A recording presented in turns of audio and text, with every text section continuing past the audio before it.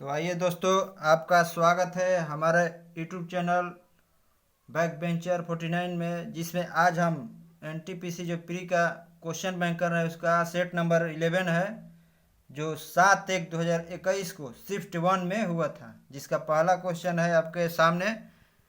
Question क्या है? तो कंप्यूटर पर रिमोट लॉगिन की सुविधा कौन प्रदान करता है? तो आपको टेलनेट प्रदान करता है। कौन प्रदान करता है? तो टेलनेट।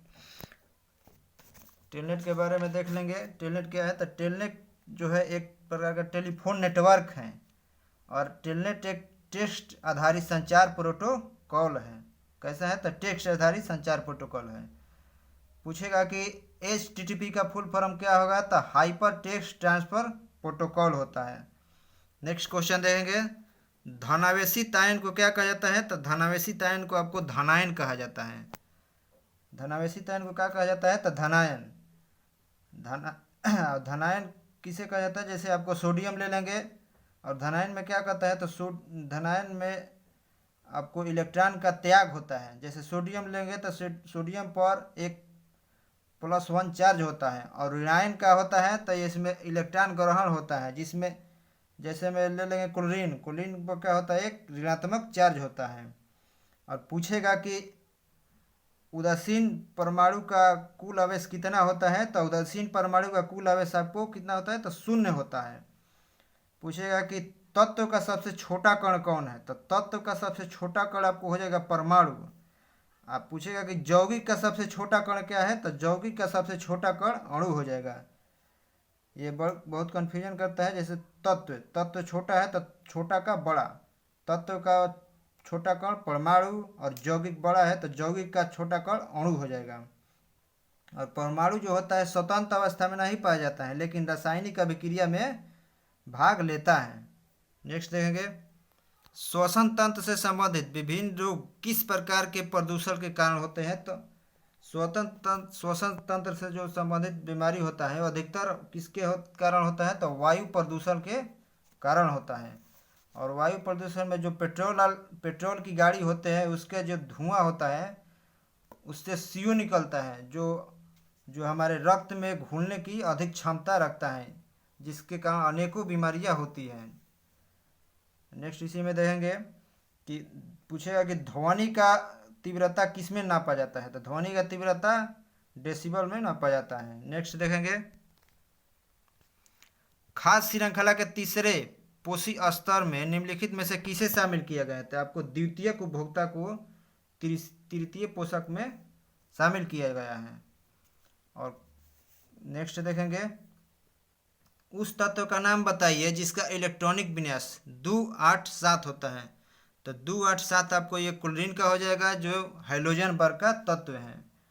और क्लोरीन का पूछेगा कि परमाणु संख्या कितना होता है? तो क्लोरीन का परमाणु संख्या 17 होता है। और इसका द्रव्यमान पूछेगा तो द्रव्यमान हो जाएगा 35.5 हो जाएगा। और पूछेगा एक होता है कार्बन। कार्बन का परमाणु संख्या कितनी होती है? तो 6 होता है, जिसका इलेक्ट्रॉनिक विन्यास 2 और 4 होता है। और हीलियम का परमाणु संख्या आपको 2 होगा, जिसका इलेक्ट्रॉनिक विन्यास 2 ही होता है। नेक्स्ट देखेंगे। पेरिफेरल आई इनपुट और आउटपुट में कितने आउटपुट होते हैं? तो आपको 256 आउटपुट होते हैं। कितने आउटपुट होते हैं? तो 256। नेक्स्ट देखेंगे। पर्यावरण और वन के संदर्भ में WCCB का पूर्ण रूप क्या है? तो wild life crime control bureau होता है। WCCB का क्या होता है? तो wild life crime control bureau होता है। और पूछेगा कि जो वन्य जीव संरक्षण यह है, वन्य जीव संरक्षण बोर्ड है, इसकी स्थापना कब हुई थी? तो 2008 में WCCB का स्थापना हुआ था। और इसका मुख्यालय जो है कहाँ है? तो आपको नई दिल्ली में। वन्य जीव अपराध नियंत्रण ब्यूरो का मुख्यालय कहाँ है? तो नई दिल्ली में। और यह कब चालू हुआ था? तो 2008 में हुआ था। नेक्स्ट देखेंगे।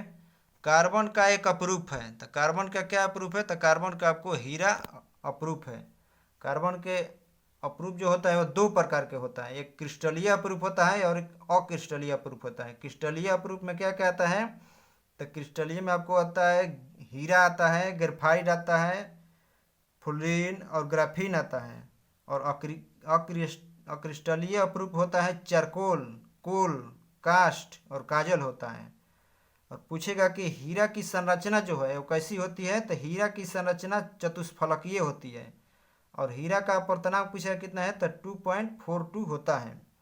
और यह दुनिया का सबसे कठोर पदार्थ है। हीरा क्या है, तो दुनिया का सबसे कठोर पदार्थ है। और पूछेगा कि जिप्सम का रासायनिक सूत्र क्या है, तो जिप्सम का रासायनिक सूत्र CaSO4 × 2H2O होता है। और POP मतलब प्लास्टर ऑफ पेरिस का पूछेगा तो CaSO4 × 12H2O होता है। नेक्स्ट देखेंगे 1922 में गांधी जी द्वारा असहयोग आंदोलन स्थगित करने के क्या कारण थे, तो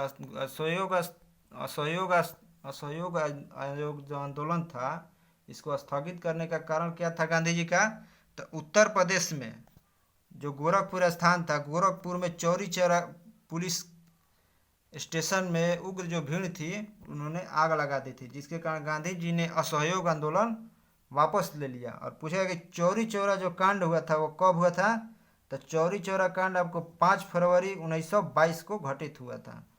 और गांधी जी ने विरोध वापस असहयोग आंदोलन का जो आयोग का असहयोग आंदोलन वापस कब किया ले लिया था, स्थगित किया था कब, तब 12 फरवरी 1922 को।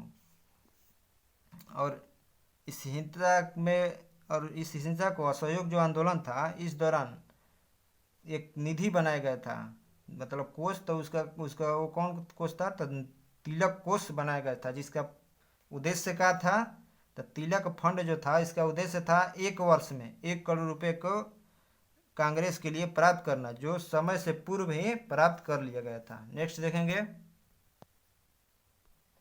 भारत में कितने संगठन संयुक्त राष्ट्र के अंग हैं, तो भारत में आपको जो 26 संगठन है वो संयुक्त राष्ट्र के अंग हैं। और पूछेगा कि जो संयुक्त राष्ट्र की स्थापना हुआ था वो कब हुआ था, तो 21 अगस्त 1944 को वाशिंगटन के डम्बर्टन ऑक्स भवन में एक सम्मेलन आयोजित हुआ, जो 7 अक्टूबर 1944 तक चला था सम्मेलन। और वह सम्मेलन में निर्णय लिया गया कि संयुक्त राष्ट्र की स्थापना होगी। तब संयुक्त राष्ट्र की स्थापना कब हुई, तो 24 अक्टूबर 1945 को स्थापना हुई। संयुक्त राष्ट्र की स्थापना कब, 24 अक्टूबर 1945 को। और इसका नामकरण किसने किया था, तब फ्रैंकलिन डी रूजवेल्ट ने किया था। अब वर्तमान में इसके कितने सदस्य हैं, तो इसके 193 सदस्य हैं। और यूएन के पूछेगा कि कितने अंग हैं अभी भी, तो यूएन के 6 अंग है। कौन कौन, तो महासभा, सुरक्षा परिषद, आर्थिक एवं सामाजिक परिषद, अंतर्राष्ट्रीय न्यायालय, न्यास परिषद और सचिवालय है। और महासभा को विश्व की लघु संसद भी कहा जाता है। महासभा को क्या कहा जाता है, तब विश्व का लघु संसद कहा जाता है। और महासभा को पूछेगा कि वर्ष में कितना बार अधिवेशन अवश्य बुलाया जाता है, तो वो 1 वर्ष में 1 बार इसका अधिवेशन जरूर बुलाया जाता है। वह कब होता है, तो सितंबर माह के वक्त होता है। और सुरक्षा परिषद जो है इसके पूछेगा कि कुल सदस्य कितने हैं, तो सुरक्षा परिषद के कुल 15 सदस्य हैं, जिसमें 5 स्थायी हैं और 10 अस्थायी हैं। और सुरक्षा परिषद को दुनिया का पुलिस मैन भी कहा जाता है। और एक इसी में है आर्थिक एवं सामाजिक परिषद, इसमें कितने सदस्य हैं, तो 54 होते हैं। आर्थिक एवं सामाजिक परिषद में 54 सदस्य होते हैं। और सचिवालय जो होता है यूएनए का प्रशासनिक अंग है। नेक्स्ट देखेंगे भारत के त्रिचरण नाभिकीय शक्ति कार्यक्रम की स्थापना किसने की थी, तो त्रिचरण नाभिकीय शक्ति कार्यक्रम की स्थापना डॉक्टर होमी भाभा ने किए थे। कब किए थे, तो इनकी अध्यक्षता में पहले परमाणु ऊर्जा आयोग की स्थापना हुई थी। कब हुई थी, पूछेगा कि जो डॉक्टर होमी जहांगीर भाभा थे इनकी अध्यक्षता में परमाणु ऊर्जा आयोग की स्थापना कब हुई थी, तो 10 अगस्त 1948 को हुई थी। और परमाणु ऊर्जा विभाग का पूछेगा कब हुई थी, तो 1954 में हुई थी। और पहला जो रॉकेट भूमध्य क्षेत्र से लॉन्चिंग हुआ था भारत का थुम्बा से, वो कब लॉन्चिंग हुआ था, तो 21 नवंबर 1963 को रॉकेट लॉन्च हुआ था। और भारतीय पूछेगा कि भारतीय राष्ट्रीय अंतरिक्ष अनुसंधान समिति का गठन विक्रम साराभाई की अध्यक्षता में कब किया गया था? तो 1962 में किया गया था। किसकी अध्यक्षता? तब किसकी स्थापना? तब भारतीय राष्ट्रीय अंतरिक्ष अनुसंधान समिति की का गठन जो हुआ था विक्रम साराभाई की अध्यक्षता में हुआ था। और कब हुआ था? तो 1962 में हुआ था। APJ अब्दुल कलाम को भारत का क्या बोला जाता है? तो भारत का मिसाइल मैन कहा जाता है। नेक्स्ट देखेंगे, महात्मा गांधी लॉर्ड इरविन को लिखे पत्र में कितनी मांगे की थी, जिनमें से कुछ को गांधी इरविन समझौते के रूप में स्वीकार किया गया था? तो ये आपको 11 गांधी जी ने मांग की थी, जिससे किस नाम से जाना जाता है? तो 11 सूत्री मांग के नाम से जाना जाता है। और यह जो 11 सूत्री मांग था, ये पूछेगा कि 30 जनवरी 1930 को किस माध्यम से मांगे थे? तो यंग इंडिया के माध्यम से गांधी जी मांगे थे। और इसमें जो 11 सूत्री मांग है, इसमें एक जानकारी रखिएगा कि जिसमें 11वां था कि उन सभी राजनीतिक कैदियों को रिहा कर दिया जाए जिन पर हत्या का मुकदमा चल रहा है। इसमें हत्या का मुकदमा चल रहा है, ये नहीं कहता कि हत्या का मुकदमा लागू है। ये कहता तो आज जो भगत सिंह को फांसी हुआ था उस वक्त वो बच जाते। लेकिन गांधी जी ने जो 11 सूत्री मांग में ये अंग्रेजों ने लिखवा है उसमें ध्यान नहीं दिए, इसके चलते बटुकेश्वर दत्त और सुखदेव और भगत सिंह जी को फांसी हो गई थी। और भगत सिंह को फांसी कब हुई थी? तो 23 मार्च 1931 को। और गांधी इरविन समझौता कब हुआ था 11 सूत्री मांगों को लेकर? तब 5 मार्च 1931 को हुआ था। नेक्स्ट देखेंगे, world book and copyright day कब मनाया जाता है? तो आपको 23 अप्रैल को world book and copyright day मनाया जाता है। और 19 जनवरी को सौर दिवस के रूप में मनाया जाता है। और 23 जनवरी को पूछेगा तो 23 जनवरी को सुभाष चंद्र बोस के सम्मान में पराक्रम दिवस मनाया जाता है। 24 जनवरी को राष्ट्रीय बालिका दिवस, 23 अप्रैल को अंग्रेजी भाषा दिवस, 27 अप्रैल को विश्व ग्राफिक दिवस, 29 अप्रैल को अंतर्राष्ट्रीय नृत्य दिवस, 12 मई को विश्व नर्स दिवस मनाया जाता है। और 11 मई को पूछेगा तो आपको प्रौद्योगिकी दिवस, राष्ट्रीय प्रौद्योगिकी दिवस मनाया जाता है। नेक्स्ट देंगे, 1920-22 में असहयोग आंदोलन का नेतृत्व किसने किया था? तो 1920-22 में असहयोग आंदोलन का नेतृत्व महात्मा गांधी जी ने किया था। किसने किया था? तो महात्मा गांधी जी ने किया था। और असहयोग आंदोलन प्रारंभ कब हुआ था? तो 1 अगस्त 1920 को। और उसी दिन जो बीजी तिलक थे उनकी मृत्यु हो गई 1 अगस्त 1920 को। और असहयोग आंदोलन वापस कब ले लिया गया था? तो 12 फरवरी 1922 को। और यह क्यों ले लिया गया था? तो चौरी चौरा कांड जो 5 फरवरी 1922 को गोरखपुर में हुआ था, उसी के चलते गांधी जी ने यह वापस ले लिया।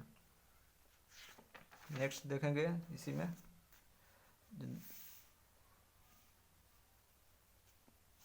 नेक्स्ट देखेंगे क्वेश्चन, भारतीय राष्ट्रीय कांग्रेस के पहले मुस्लिम अध्यक्ष कौन थे? तो भारतीय राष्ट्रीय कांग्रेस के पहले मुस्लिम अध्यक्ष पूछेगा तो आपको बदरुद्दीन तैयबजी हो जाएगा। और स्वतंत्रता से पूर्व जो कांग्रेस के मुस्लिम अध्यक्ष बने थे उनको हम देखेंगे। अभी तक जो कांग्रेस के मुस्लिम अध्यक्ष थे 9 बने थे, जिसमें पहला 1887 में मद्रास अधिवेशन में बदरुद्दीन तैयबजी बने थे। नेक्स्ट 1896 में रहमतुल्लाह सयानी कोलकाता अधिवेशन में बने थे। और नवाब मोहम्मद बहादुर 1913 में मद्रास अधिवेशन में, हसन इमाम 1918 में बॉम्बे विशेष अधिवेशन में, हकीम अजमल खां 1921 में अहमदाबाद अधिवेशन में, मौलाना मोहम्मद अली 1923 में काकीनाड़ा अधिवेशन में, अबुल कलाम आज़ाद 1923 में दिल्ली विशेष अधिवेशन में अबुल कलाम आज़ाद।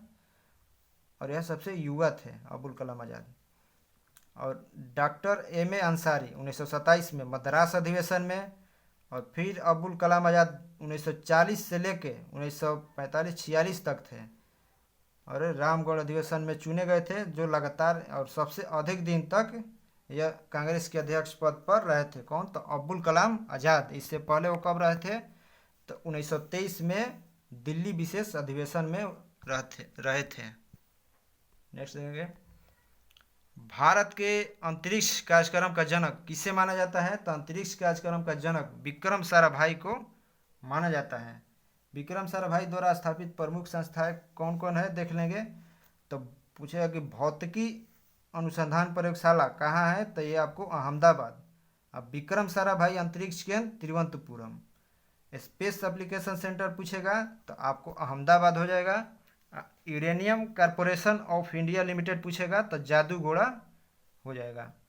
नेक्स्ट देखेंगे, भारत ने अपने पहले परमाणु बम परीक्षण कब किया था? तो 1974 में किया था। और इसका कोड नेम क्या था? तब स्माइलिंग बुद्धा था। और यह कब हुआ था? तो 18 मई 1974 को हुआ था, जिसमें 12 किलो टन क्षमता वाला पहला परमाणु परीक्षण हुआ था। और पूछा कि विश्व में पहला नाभिकीय विस्फोट किसने किया था? तो अमेरिका द्वारा हुए थे। कब? तो जुलाई 1945 में। अभी तक 8 देश परमाणु बम का परीक्षण का प्रमाण पत्र प्राप्त किया है।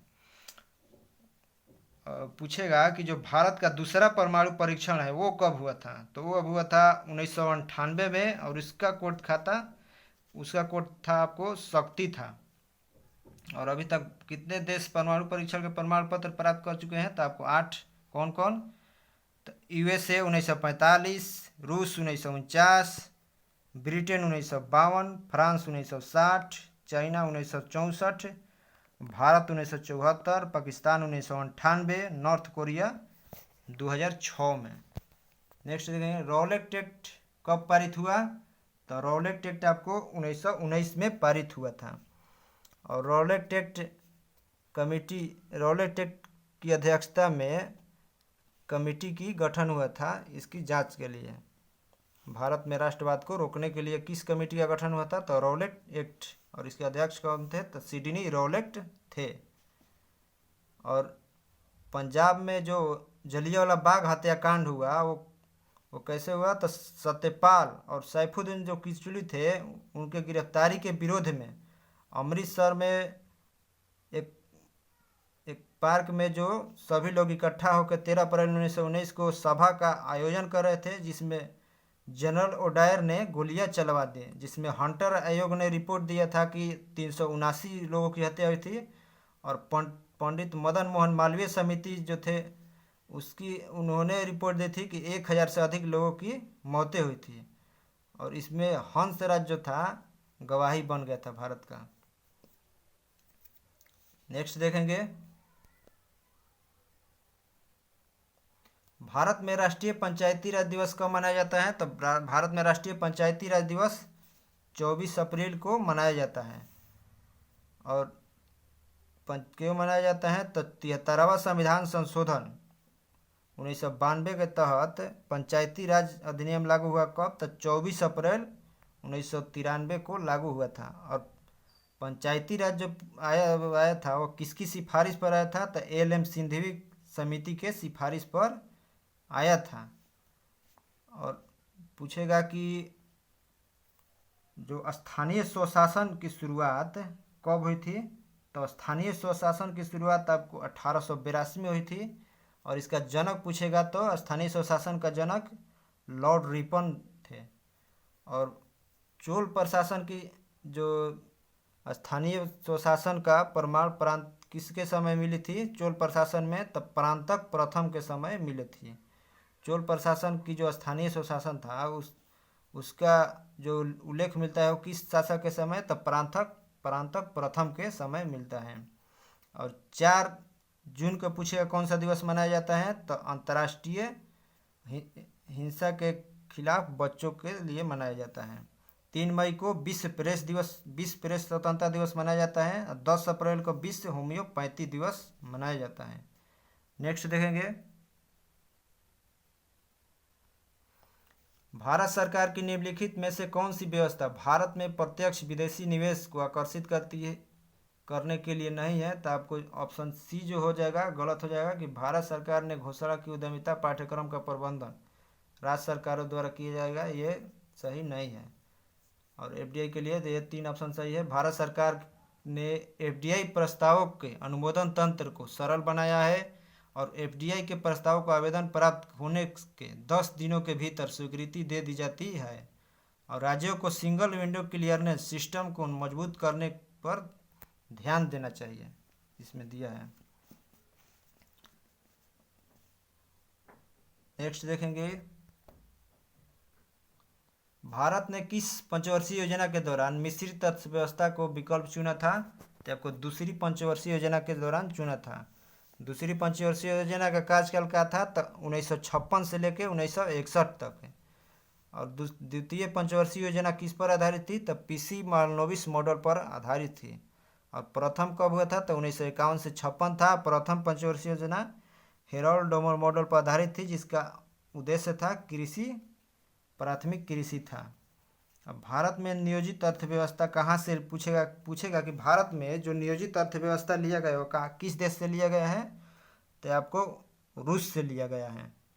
नेक्स्ट देखेंगे इसी में कि भारत में प्रथम औद्योगिक नीति की जो घोषणा हुई थी वो कब हुई थी? तो 1948 में हुई थी। औद्योगिक नीति घोषणा कब? तो 1948 में, जिसमें मिश्रित अर्थव्यवस्था का बीज रोपण हो गया था। और मिश्रित औद्योगिक नीति के द्वारा जो भारत में मिश्रित अर्थव्यवस्था है वो वास्तविक रूप से कब लागू किया गया था? तो 1956 के औद्योगिक नीति के तहत ही लागू हुआ था। नेक्स्ट देखेंगे, भारत में स्वर्णिम चतुर्भुज राजमार्ग नेटवर्क का हिस्सा नहीं है कौन? तो हैदराबाद जो है स्वर्णिम चतुर्भुज का हिस्सा नहीं है। उस कौन कौन है? तो मुंबई आपको हो जाएगा, कोलकाता और दिल्ली। और प्रमुख नगरों में मुंबई, कोलकाता, दिल्ली और चेन्नई है। और प्रमुख शहरों को जोड़ता है स्वर्णिम चतुर्भुज कौन कौन? तो अहमदाबाद, बेंगलुरु, भुवनेश्वर, जयपुर, कानपुर, पुणे, सूरत, गुंटूर, विजयवाड़ा, विशाखापट्टनम। कौन कौन? तो अहमदाबाद, दिल्ली, भुवनेश्वर, जयपुर, कानपुर, पुणे, सूरत, गुंटूर, विजयवाड़ा, विशाखापट्टनम को ये जोड़ता है। और इसकी शुरुआत जो कब हुई थी बनाने की स्वर्णिम चतुर्भुज योजना की? तो 2001 में शुरू हुआ था और 2012 तक बनकर तैयार हो गया। और यह 6 लेन और 4 लेन सड़क है और इसकी लंबाई पूछा कितनी है? तो 5846 किलोमीटर है। नेक्स्ट देखेंगे, वे प्रसिद्ध भारतीय महिला वकील कौन है जिन्होंने भारतीय दंड संहिता की धारा 377 के विरुद्ध कानूनी लड़ाई का नेतृत्व किया था? तो आपको मेनका गुरुस्वामी और अरुंधति काटजू ने किया था। और उच्चतम न्यायालय जो है वो आईपीसी की धारा 377 के अंतर्गत अब समलैंगिक यौन संबंध या प्राकृतिक रूप से यौन संबंध को अपराध नहीं माना है। और आईपीसी जो 376 है, जबरन शारीरिक संबंध किसी महिला से बनाना अब बलात्कार की श्रेणी में आता है। किस एक्ट में? तो 376 में। नेक्स्ट देखेंगे, दुनिया का सबसे व्यस्तम समुद्री मार्ग कौन सा है? तो आपको उत्तरी अटलांटिक जो मार्ग है यह दुनिया का सबसे व्यस्तम समुद्री मार्ग है। और विश्व में जो यातायात और माल ढोने का कार्य होता है वो अधिकतर किससे होता है? तो जलमार्ग से होता है, जो सस्ता होता है। और सबसे अधिक व्यस्त नहर पूछेगा तो सबसे अधिक व्यस्त नहर आपको स्वेज नहर हो जाएगा। कौन हो जाएगा? तो स्वेज नहर। और सबसे व्यस्त नदी मार्ग कौन हो जाएगा? तो राइन नदी जलमार्ग हो जाएगा। सबसे व्यस्त नदी मार्ग कौन होगा? तो राइन नदी जलमार्ग। और भारत का सबसे महत्वपूर्ण जलमार्ग कौन है? तो राष्ट्रीय जलमार्ग संख्या 1 है। कौन है? तो राष्ट्रीय जलमार्ग संख्या 1। नेक्स्ट देखेंगे, 2011 की जनगणना के अनुसार भारत का सबसे अधिक आबादी वाला राज्य कौन है? तो आपको यूपी हो जाएगा। और सबसे कम पूछेगा तो सिक्किम। और सर्वाधिक लिंग अनुपात पूछेगा तो आपको केरला हो जाएगा 1084। और सबसे अधिक घनत्व वाला राज्य पूछेगा तो आपको बिहार हो जाएगा 1106, 2011 के जनगणना के अनुसार है। और सबसे कम घनत्व पूछेगा तो आपको अरुणाचल प्रदेश हो जाएगा। कितना है? तो 17 है। नेक्स्ट देंगे, कंप्यूटर का एक घटक नहीं है। तो कागज़ जो है कंप्यूटर घटक नहीं है, बाकी एएलयू, सीपीयू, मेमोरी ये सब कंप्यूटर का घटक है। एएलयू का फुल फॉर्म पूछेगा तो अर्थमेटिक लॉजिक यूनिट होता है। सीपीयू का पूछेगा तो सेंट्रल प्रोसेसिंग यूनिट होता है। ADSL का पूछेगा तो एसाइमेट्रिक डिजिटल सब्सक्राइबर लाइन होता है। नेक्स्ट देखेंगे, द्वितीय विश्व युद्ध से प्रभावित देशों में बच्चों और माताओं को आपातकालीन भोजन और स्वास्थ्य देखभाल प्रदान करने के लिए संयुक्त राष्ट्र द्वारा कौन सी एजेंसी बनाई गई है? तो आपको यूनिसेफ की स्थापना हुई है। और यूनिसेफ की स्थापना कब हुई? तो 11 दिसंबर 1946 को हुई। इसका मुख्यालय न्यूयॉर्क में है। और इसके सदस्य देश पूछेगा कितने हैं? तब 192 सदस्य देश हैं। और एक संस्था है UNESCO, United Nation Educational Scientific and Cultural Organisation. इसकी स्थापना कब हुई? तो 16 नवंबर 1945 को हुई। और WHO का पूछेगा कब? तो 7 अप्रैल 1948 को। और IMF का पूछेगा तो 27 सितंबर 1945 को हुई। नेक्स्ट देखेंगे और लास्ट, खिलाफत आंदोलन का नेतृत्व किसने किया था? तो खिलाफत आंदोलन का नेतृत्व शौकत अली और मोहम्मद अली ने किया था। खलीफा पद का नाम जो था मोहम्मद साहब के उत्तराधिकारी को दिया जाता है। खाली पूछेगा कि खलीफा पद किसे दिया जाता है? तो ये मोहम्मद साहब के जो उत्तराधिकारी थे उनको दिया गया था। और तुर्की के जो सुल्तान थे मुस्लिम जगत के खलीफा भी थे। तुर्की के सुल्तान क्या थे? तो मुस्लिम जगत के खलीफा थे। अब प्रथम विश्व युद्ध पूछेगा कब हुआ था? तो 14 से 18 के बीच। और प्रथम विश्व युद्ध के बाद पेरिस में शांति सम्मेलन का आयोजन कब किया गया था? तो 1919 में, जिसमें तुर्की के सुल्तान के साम्राज्य को विखंडित कर दिया गया, जिसके विरुद्ध विश्व के जो मुस्लिम जगत में क्या हो गया? तो आंदोलन चला। जिसे उसी को लेकर भारत में कौन सा आंदोलन चला था मुसलमानों द्वारा? तो मुसलमानों में जो अली बंधु थे उन्होंने भारत में खिलाफत आंदोलन की शुरुआत की थी। किसके सपोर्ट में? तो आपको जो खलीफा थे उनके नेतृत्व में, खलीफा के सपोर्ट में भारत में कौन सा आंदोलन चालू हुआ था? तो खिलाफत आंदोलन। और किसने शुरू किया था? तो अली बंधुओं ने। और खिलाफत आंदोलन की शुरुआत कब हुई थी? तो 1919 से 1922 तक हुआ था। और असहयोग आंदोलन जो हुआ था, असहयोग आंदोलन एक महत्वपूर्ण विशेषता थी किसकी? तो हिंदू और मुस्लिम की थी। थैंक यू दोस्तों, आगे वीडियो देखते रहिए। नेक्स्ट वीडियो कल आएगा और देखते रहिए। बढ़िया, ठीक है।